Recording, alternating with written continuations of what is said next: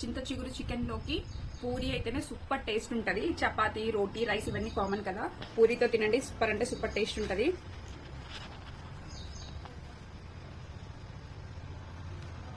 Half కేజీకి ఈ ఒక కప్పు మేను సరిపోతుంది. మీడియం సైజ్ కప్పు ముక్కలకి పట్టేలా కలపాలి. మొత్తం ఇలా బాగా కలిపి లో ఫ్లేమ్ లో పెట్టి 10 మినిట్స్ బాగా మగ్గించుకోవాలి.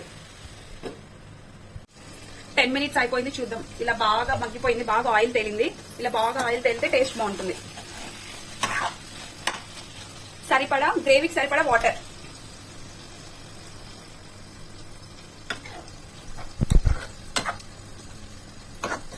చికెన్ రెడీ అయిపోయింది.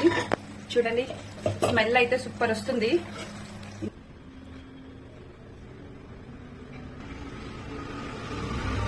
మీకు ఈ వీడియో నచ్చితే ఒక లైక్ చేయండి, షేర్ చేయండి, సబ్స్క్రైబ్ చేసుకోండి. బాయ్.